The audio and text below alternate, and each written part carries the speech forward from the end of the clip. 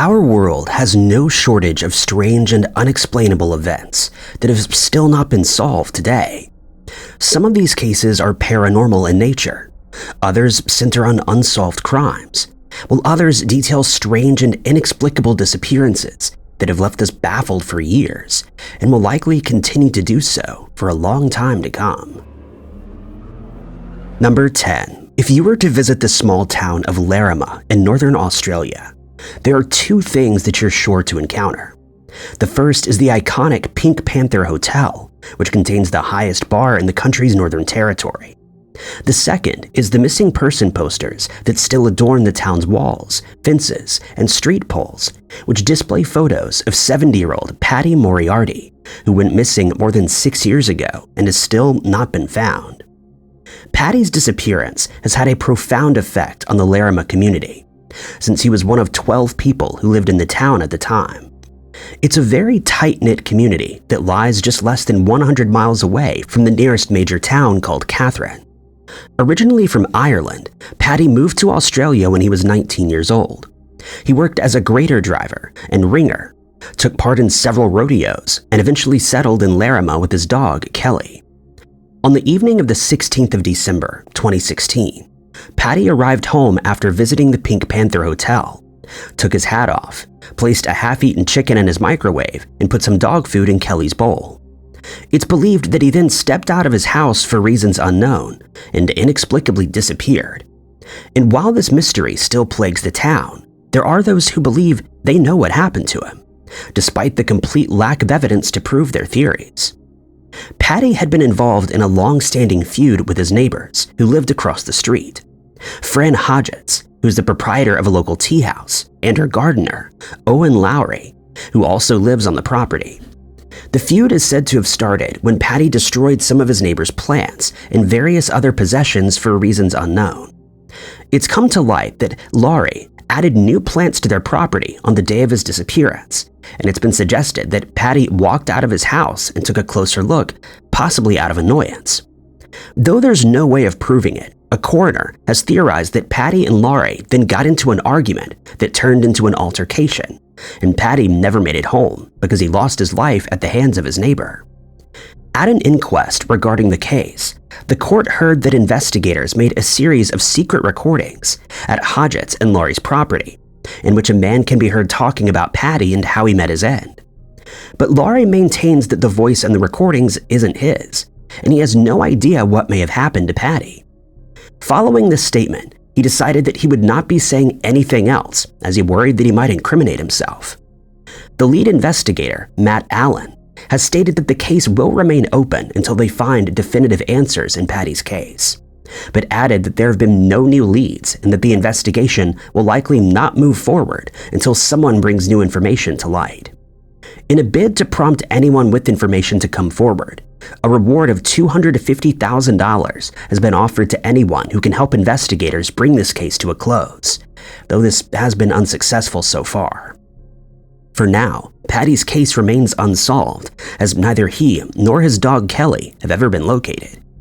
If you have any useful information to share with investigators, you're asked to get in touch with the police by dialing 131-444 or Crime Stoppers at 1-800-333-000.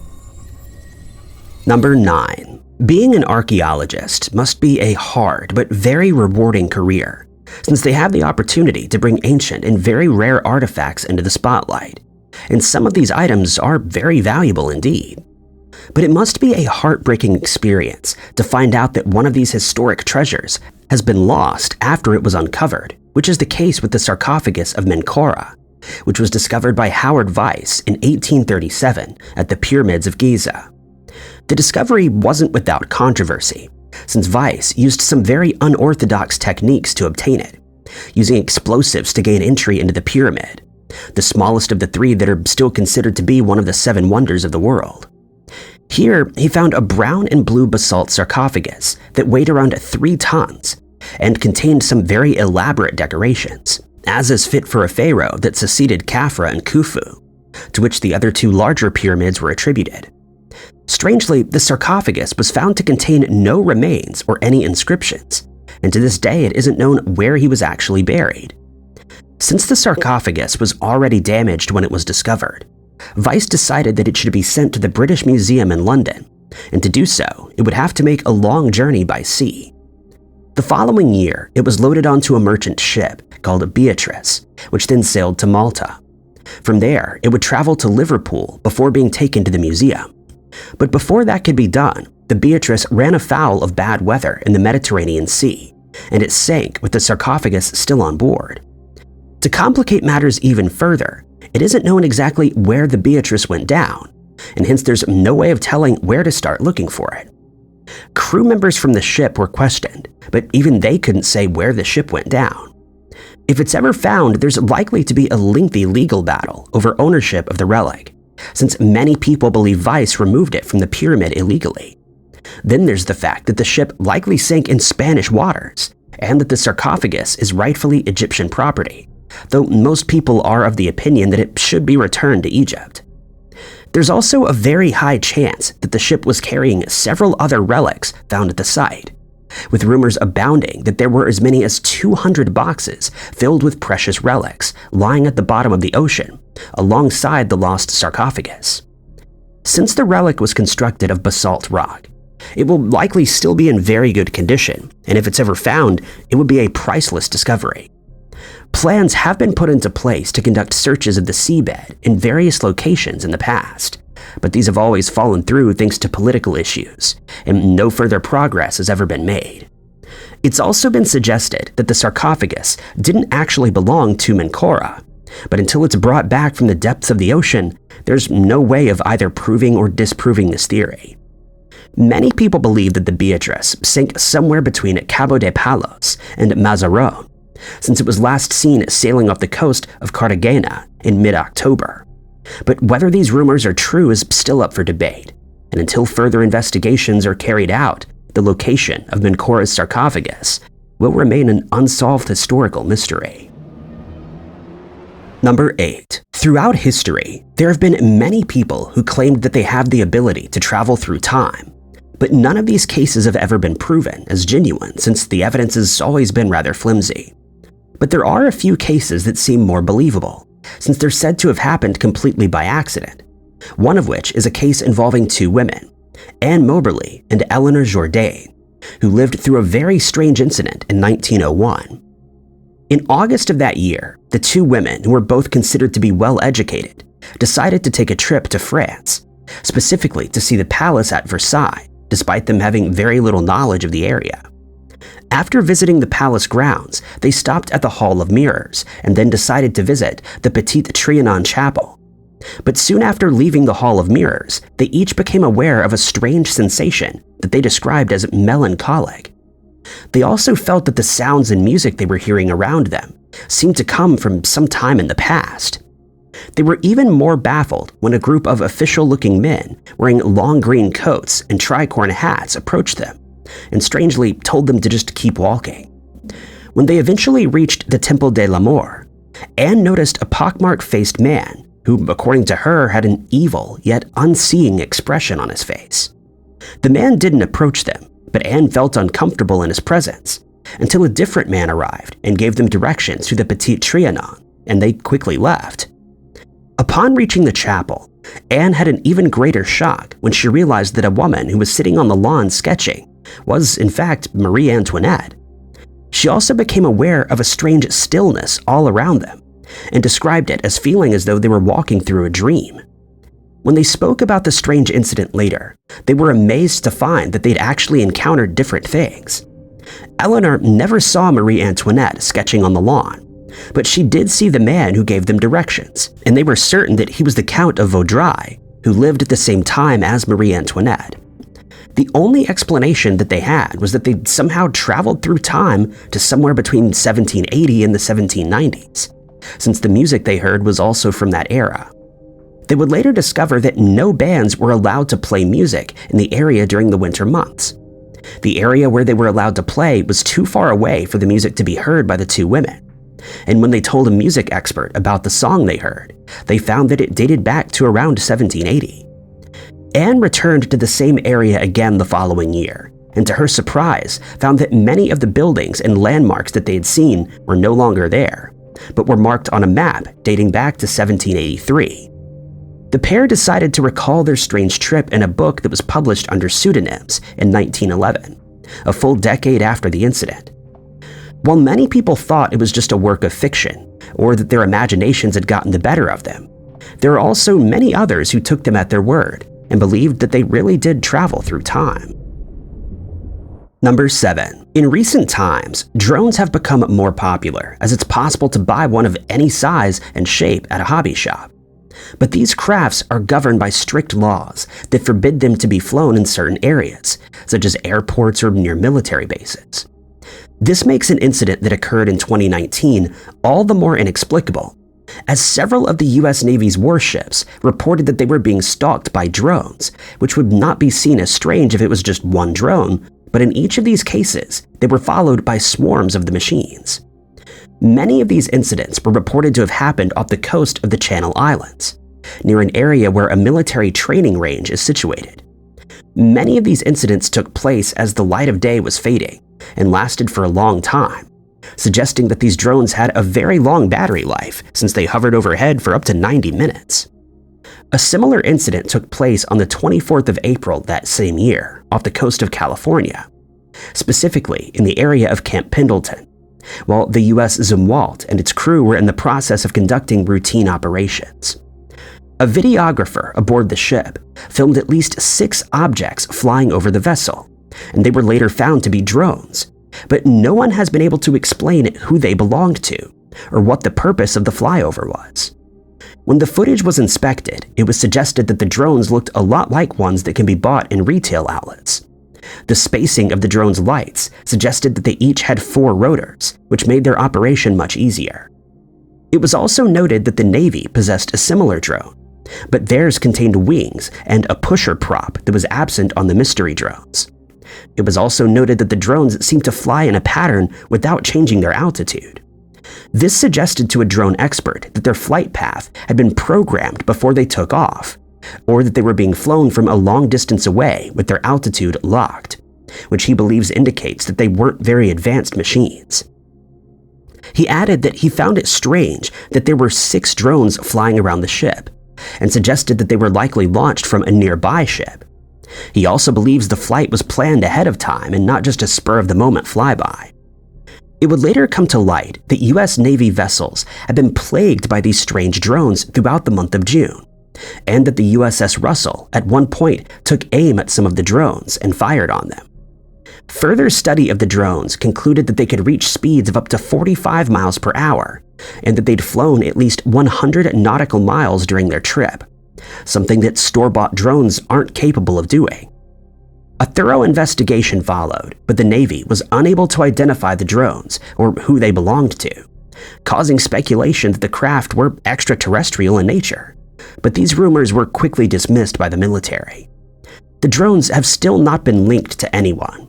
No arrests have been made, and it's unlikely that we'll ever learn who they belonged to. Number 6.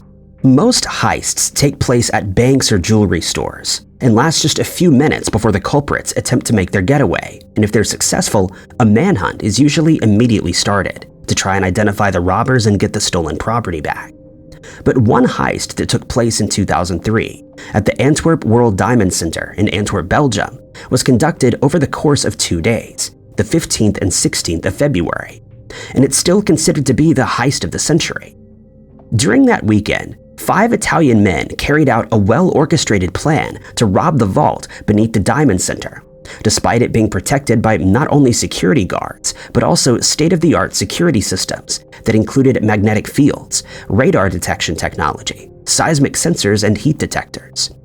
It was later found that the gang had kept close surveillance on the building by renting an apartment that was situated across the street. This was done months in advance, giving them the perfect opportunity to study the routines of security personnel and the center's staff. Following this, they mounted a camera above the vault's door, while one of the men became friendly with as many staff members as possible. They could then keep a close eye on the camera, and before long, they learned the vault's security code. In preparation for the heist, the gang's leader, who was now known to the guards, managed to visit the vault with a security escort, and while there, he secretly sprayed security cameras with hairspray that apparently rendered them useless for a short period. Once the gang had made their way into the building, they covered the cameras with plastic bags and used styrofoam boxes to hide from heat detectors. As for the light sensors, these were disabled using tape, though the type of tape has not been specified. The team also needed a key to get into the vault. This problem was addressed by a member known as the King of Keys, who made a copy of the 1-foot-long vault key, which up until that point was thought to be impossible. Once inside, the men had full access to over 100 safe deposit boxes that belonged to the center's diamond traders and contained not only diamonds, but also many other valuable items. The gang was forced to leave many of these items behind, since there were too many valuables to carry. When the robbery came to light, many of the traders were distraught, and witnesses described many people screaming and fainting upon learning that their safety deposit boxes had been emptied out. In the meantime, 2 of the gang members had traveled to a nearby forested area to dispose of any evidence that may implicate them in the crime. The first man decided to burn what evidence he had on him, but the second wasn't as thorough and merely threw his items into a nearby bush. When all was said and done, the gang had gotten away with $100 million worth of diamonds and jewelry. But the following morning, a man contacted the police to report that he'd found a pile of discarded trash in the forest, and that it had likely been left there by a group of teenagers. But this trash turned out to be the evidence that had been dumped by the second robber, and a short while later, a half-eaten sandwich was found near the crime scene. DNA evidence linked the sandwich to a man named Leonardo Notarbartolo, and he was arrested.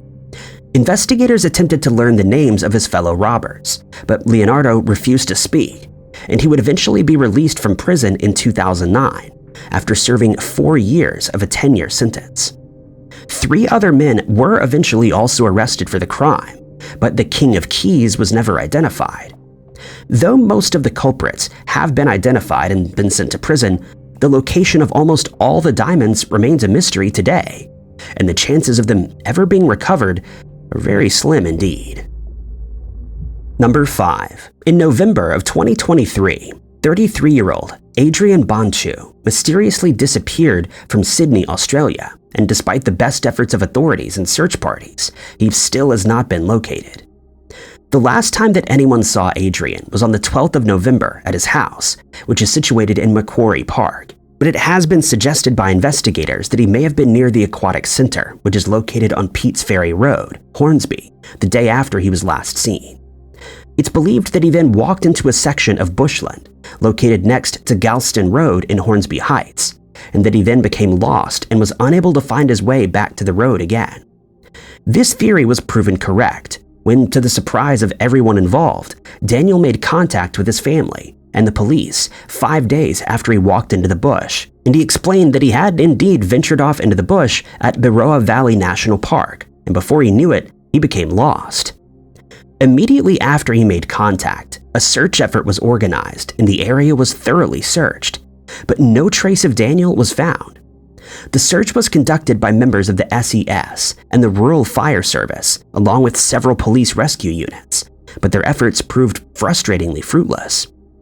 Hopes were high that he would be found since searches were being conducted with the aid of sniffer dogs, jet skis, and police horses that could easily traverse the terrain, but no sign of Daniel was found. Since he's not been in contact with either the authorities or his family since, there's a very real concern for Daniel's safety, especially since the area is subjected to very high temperatures during the summer months, and since it isn't known whether he had any food or water with him when he walked into the bushland, or whether he sustained an injury. There was some hope, though, since Daniel stated during the call to his family that he was somewhere near water but couldn't direct them to his location. It's believed that he hasn't made contact again since his phone's battery has likely died, and hence it was imperative that he was found as quickly as possible. Daniel didn't inform anyone before he ventured into the bush, and his family isn't certain why he decided to do so, but investigators have stated that he doesn't suffer from any psychiatric problems, and that he likely just wanted to take a walk into the bush before getting lost. The last time that he was seen, Daniel was wearing a maroon flannel shirt with tan shorts and black shoes. He's described as having a slight build and standing 5'7" tall. He also has a thin black beard and mustache, If you have any information on Daniel's whereabouts, you're asked to contact Crime Stoppers at 1-800-333-000. Number 4. Samurai swords are said to be among the best and most coveted in the world, since their craftsmanship and beauty are considered by many to be unmatched, and since they've been in use for centuries. But one sword stands out among the others. Named the Hanjo Masamune, it's said to have been created by one of the greatest swordsmiths of all time, Goro-Nyudo Masamune, who lived in the 11th and 12th centuries. The swords created by Masamune are said to contain smithing techniques that are still being used today, and despite the best efforts of modern bladesmiths, they've never been surpassed. This particular sword, which surpasses even the finest being produced today, was crafted entirely out of steel, specifically a blend of soft and hard steels that were layered together in a forge that could produce extraordinarily high temperatures, something that would usually cause problems when the steel is eventually quenched. Legend has it that the outer layer of the sword was so thin and sharp that it had the thickness of just a few atoms. At first, the sword was named Tender Hands, but it was renamed after it came into the possession of General Hanjo Shigenaga in 1561. This legend states that Shigenaga faced one of his rivals in battle on one occasion and was struck on his helmet with the legendary blade, causing his helmet to split into 2 pieces. He managed to defeat the man and claim the sword as his own. A short while later, the general fell on hard times and he was forced to sell the legendary sword for just 1 gold coin. The buyer was a man named Toyotomi Hidetsugo, the nephew of Japan's ruler at the time, but it would be sold and bought many more times until it became the property of Tokugawa Ieyasu in the 1600s. It would remain in his family's possession for the next 260 years, before the end of the Second World War. When the war was over, Japan was occupied by the United States, and all Japanese families were ordered to hand over their weapons. One of these weapons was the Hanjo Masamune sword. The weapons that were collected were handed out to US soldiers, and others were immediately destroyed, while the rest were discarded in Tokyo Bay. Records show that the Tokugawa family surrendered the sword along with 13 others to the Meijiro police station in December of 1945. But the sword has since gone missing, and no one has any idea what became of it after that, though there are many theories. The family's swords were handed over to a sergeant named Coldy Bymore, who served as a representative of the Foreign Liquidations Commission of the Army Forces. But this name doesn't exist in any records, and it isn't known whether this was a pseudonym or if the name was incorrectly written down. If the sword is ever found, it may be difficult to prove that it's genuine, since Masamune was known to leave his blades unsigned. There's also the possibility that he did indeed sign it, but that his signature no longer appears on the blade because it may have been shortened in the years after it was lost. It's also been suggested that it fell into the hands of someone who didn't know how valuable it was, and that it was melted down, which would be a true tragedy. For now, the legendary blade remains lost, though there are many researchers who are still looking for it, and who believe that it will be recovered one day. Number 3. The Gent altarpiece, also known by the name The Adoration of the Mystic Lamb, was created by brothers Hubert and Jan van Eyck in 1432, after they spent around a decade working on it. It's made up of a series of panels that have been painted with oil paints, and they depict the redemption of humanity. Upon completion, it was displayed in the St. Bavo's Cathedral in Ghent, Belgium, but it was seized by French troops while the Napoleonic Wars raged on, and it was taken to Paris where it was put on display at the Louvre. At the end of the war, it was broken down into its constituent parts and sent to the museums in Britain and Germany. Some pieces also fell into the hands of private collectors, but after the First World War, the individual pieces were sent back to Belgium, where they were put back together and once again displayed at St. Bavo's Cathedral. It remained there for the next 14 years until the 11th of April, 1934, when the cathedral's sexton made the unfortunate discovery that 2 of the panels, the Just Judges and St. John the Baptist, had been stolen. The only clue found at the crime scene was a mysterious note that read, quote, "Taken from Germany by the Treaty of Versailles," and it's believed that the crime was committed out of revenge, but it was later discovered that the note was merely a decoy. A few weeks after the robbery, a ransom note was sent to the Bishop of Ghent, in which the thieves demanded payment of 1 million francs. This note also held a clue, the thief's signature, which was DUA. In order to reassure the authorities that the panels would be returned once payment was made, the robber instructed investigators to search a luggage storage area at the Brussels Nord train station, and when they did so, they found the John the Baptist panel wrapped in packing paper. Staff at the station were questioned, and they were able to provide investigators with a description of the man who dropped the package off. The police felt that they now had a good chance of tracking the culprit down, but this proved to be far more difficult than they thought. Over the following months, a further series of ransom notes were sent to investigators, but they were never able to find the person who had penned them. Then, in November of that year, 57-year-old Arsène Godertier, a stockbroker, made a startling confession. He had suffered a major heart attack and knew that he wouldn't live much longer. Hence, he felt that he needed to confess that he was the one who had stolen the panels, and so he summoned his lawyer and delivered the news. He added that investigators should search his office and look for a health service folder where they would find all the evidence they needed. The lawyer took down the confession and turned it over to the police, who then followed Godertier's instructions. When they arrived at the office, they were able to locate the folder, and inside, they found copies of all the ransom notes that they and the chapel's sexton had received over the previous few months. But the missing panel was nowhere to be found, and it remains missing today, with the only man who knows of its whereabouts having now passed away.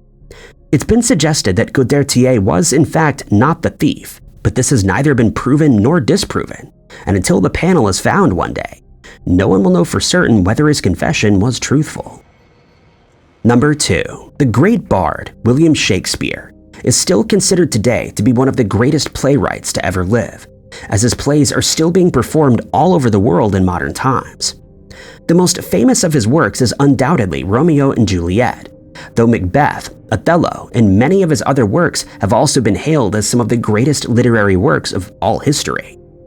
One of his lesser-known plays is entitled Love's Labour's Lost, a comedy that many people cite as his most stylish and complicated, while others consider it to be a rather underwhelming piece of writing, since it's crammed full of puns and rhyming couplets. Many of those who've read the play state that it feels almost unfinished, as if Shakespeare planned on writing a sequel at some point, and there's much speculation that he did indeed pen the sequel, in a play called Love's Labour's Won. This rumor is fueled by English author Francis Mears, who listed the play as one of Shakespeare's best comedies, and in 1953, someone found a list of Shakespeare's comedies on a stationer's packing slip, dating back to 1603, and to everyone's amazement, it contained the title Love's Labour's Won. This started a debate as to whether the play was ever written, and whether it was intended to serve as a sequel to Love's Labour's Lost. It was also suggested that it was merely a working title for one of his more famous plays, including Much Ado About Nothing or As You Like It, but there was no way of proving any of these theories. There's also speculation that the lost play was written in the 1590s, and that it was actually acted out at one point, most likely at a playhouse called The Theatre in East London, which was very popular at the time. Then there's the theory that the play was so good, the physical copies that were printed were read over and over again, and the pages of these copies eventually deteriorated to the point where they were eventually unrecognizable. If no subsequent copies were ever made, it's likely that Shakespeare owned the surviving original, but if it did exist, no one knows where it eventually ended up after he passed away in 1616. But there is hope that the play will be found one day. Gary Taylor, professor of English at Florida State University, has stated that unknown literary works by famous authors are being discovered all the time. This is because not all libraries that house historic documents are fully cataloged, and hence there's a chance that someone will happen upon the lost play one day, and the world will be introduced to a Shakespeare play that many people thought was a mere phantom. But even then, there is likely to be debate as to whether Shakespeare was the original author, since many people believe most of his plays were written by someone else, though this has also never been proven. It's a strange mystery that's kept scholars scratching their heads since the 1950s, and it's unlikely that they'll receive any answers anytime soon. But it may just be that the play is stored away in the most unlikely of locations, like someone's basement, and that they'll make a historic discovery one day. But until then, all we can do is speculate. Number 1. In August of 2005, 23-year-old Daniel Mountwitten, who hails from Australia, was living one of his dreams as he traveled to India and was backpacking in the North Indian Parvati Valley when he suddenly went missing. At the time of his disappearance, Daniel, who's a dual citizen of Australia and Israel, was traveling with an Israeli friend, and the pair had decided to stay over at a guest house in a remote village called Chalan. According to his friend, Daniel went for a hike in the valley during the early hours of that morning that he went missing, and he was expected to return later that day but never did, which caused his friend some concern. But he waited a further 2 days to see if Daniel would eventually return, and when this didn't happen, he filed a missing person report with the police. Frustratingly, no search was carried out by the local police for reasons unknown, and it would be a full week before Daniel's insurance company organized a proper search, though it consisted of just 2 people. But before long, word of Daniel's disappearance spread thanks to flyers that had been printed and put up in the area, and the search party grew exponentially. Local police officers eventually joined in, and a large group of volunteers hailing from Israel also offered up their help. Most of these searchers had never met Daniel, but when they realized that he was a fellow Israeli, they felt they needed to do something to aid the search. But even with the added numbers, no sign of the missing man was found. Though it's been suggested that Daniel disappeared intentionally, this is very unlikely since he left all of his belongings at the guest house when he set out that morning, and since he told his roommate that he'd be back later that day. It's also been theorized that he didn't actually set out to go on a hike, but that he was walking around the area looking for food, though this has not been proven. There are other theories as to what may have happened to Daniel. The Parvati Valley is notorious for disappearances involving foreign travelers. Locals have stated that many tourists are reported missing in the area every year, many of whom are then discovered to have lost their lives in the Bias River. The river is known to contain very cold rapids that may be too much for a casual traveler to handle, and if they end up in the water, they may struggle to make it back to shore. But there's no indication that Daniel went anywhere near the water, since he's thought to have gone for a walk in the valley instead. But the valley has gained an unsavory reputation over the years, as many of the people who vanished there were found to have been victims of criminals, who then ensured that they would never be found again. Most of the people who vanish here are male backpackers who either venture off on their own, or who are completely unaware of the region's reputation, and hence make easy targets for criminals looking for a quick payday. The area is also prone to landslides and is notoriously difficult to hike, since it contains deep gorges and sudden drops that could lead to serious injury. Trails are also not properly marked, and so it's easy for someone who's unfamiliar with the area to get lost and never find their way out again. Daniel has been missing for over 9 years, and the cause of his sudden disappearance remains a mystery. Thank you guys so much for watching. If you liked this video, be sure to hit that like button. Also, don't forget to subscribe and click that notification bell to keep up to date with all of our future uploads. But my name is Ty Knotts, and I'll catch you guys in the next video.